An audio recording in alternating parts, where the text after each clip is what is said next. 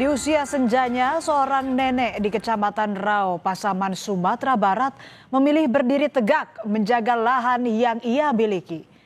Nenek Saudah menolak tambang emas ilegal yang digali secara paksa di tanah miliknya sendiri. Akibatnya, tubuh renta yang seharusnya dilindungi justru menjadi sasaran amarah petambang ilegal hingga tak sadarkan diri. Nenek Saudah tergeletak, sementara para pelaku menghilang bersama rasa kemanusiaan yang mereka tinggalkan.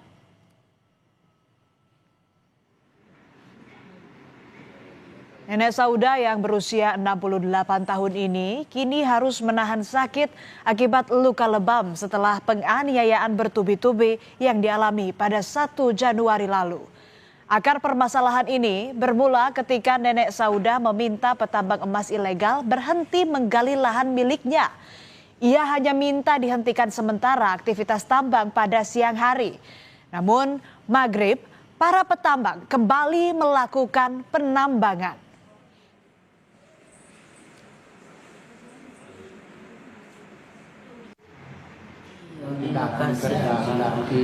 Bukan dilarang.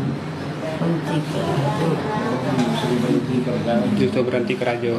Siangnya menghentikan siangnya. Maghrib mengambil orang tu pulau. Koyak aku ke situ, alun sampai ku larang. Aku namanya senter, ada batu memuka. Namun ternyata aktivitas tambang itu hanya berhenti sementara. Kamis malam para petambang kembali menggali tanah. Mengetahui hal ini, Nenek Saudah tak tinggal diam. Saudah mendatangi lokasi tambang untuk kembali menegur para petambang. Tapi belum juga sampai ke lokasi tambang, Nenek Saudah dilempari batu dan dikeroyok sejumlah orang hingga tak sadarkan diri. Dalam kondisi tak sadarkan diri, Nenek Saudah ditinggalkan para pelaku di semak-semak di dekat tepian sungai. Di sini lagi ngecek, setelah sampai di pinggir sungai, mama kita ini terjadi batu yang datang, batu melempari dia. Setelah kena orang tua kita ini berlari, rupanya saking banyak batu ini terjatuh. Nah, udah terjatuh dia nggak sadarkan diri, antara sadar atau tidak, orang itu menggeser, langsung dipukuli juga, diangkat lagi. Dan ada yang dengar bicara, ini udah mati nih, bagaimana kita bikin orang itu dipindah lagi, dipindah, mama ini ke seberang, ke semak-semak. Nenek Saudah akhirnya baru tersadar pada Jumat dini hari. Dengan sekuat tenaga, ia berusaha kembali ke rumah.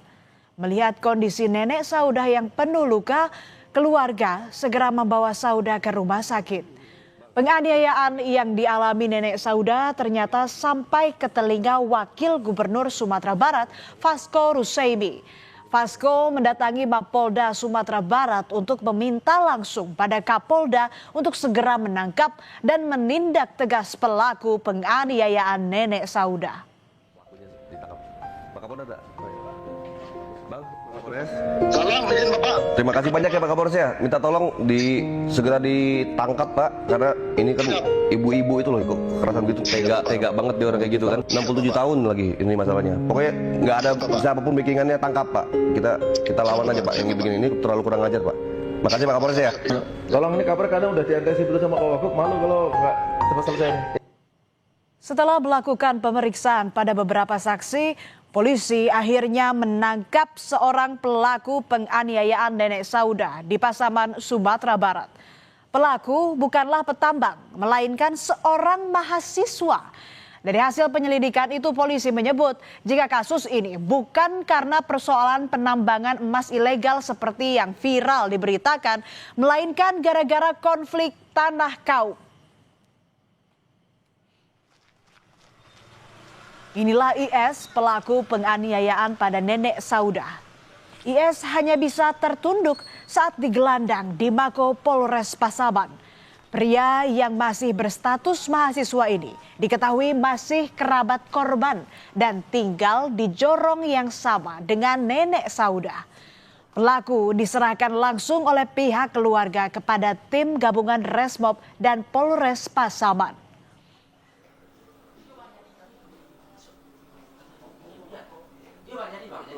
Sesuai dengan olah TKP kita, dari keterangan-keterangan saksi yang ada, pelaku sementara 1 orang. Untuk kronologis ini seperti apa sebenarnya?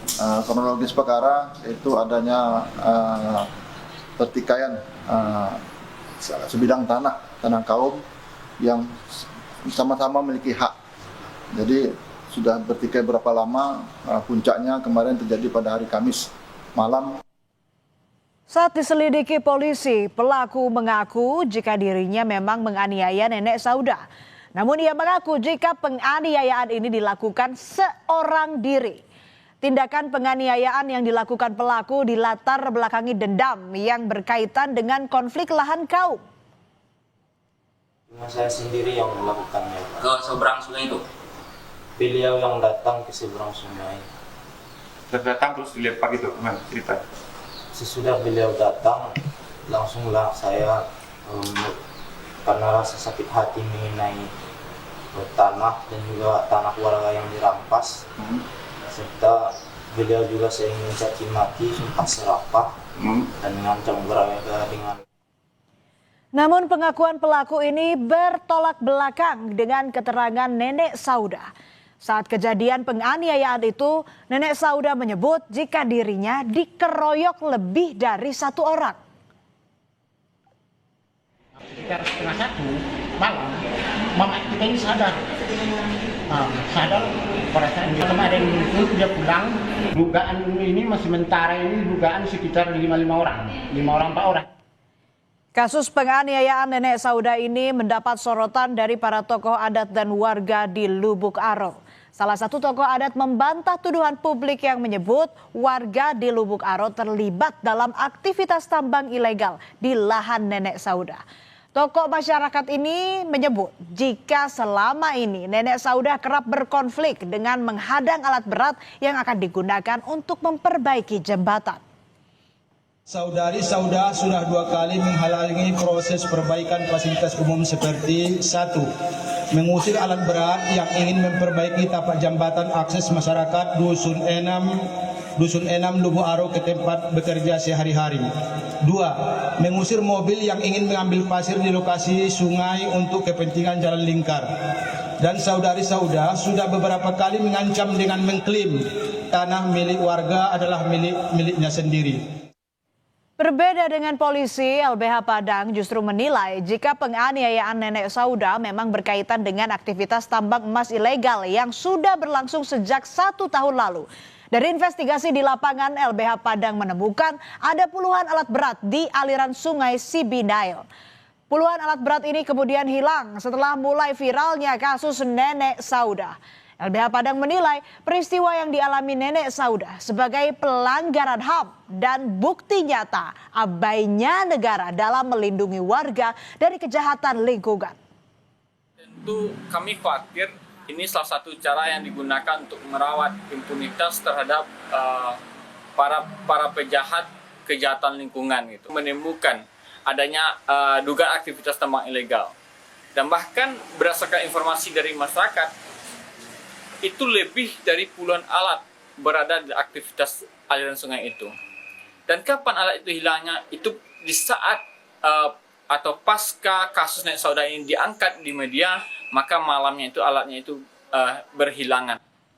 Terlepas dari ada atau tidaknya keberadaan tambang emas ilegal, namun tindakan penganiayaan tidak dibenarkan, apalagi kepada seorang lansia. Investigasi yang mendalam perlu dilakukan. Jika memang ada kaitannya dengan tambang emas ilegal, para aktor di baliknya harus dibongkar dan ditindak tegas. Jangan sampai mengorbankan rakyat kecil hanya demi melindungi aktivitas ilegal untuk mengeruk keuntungan pribadi.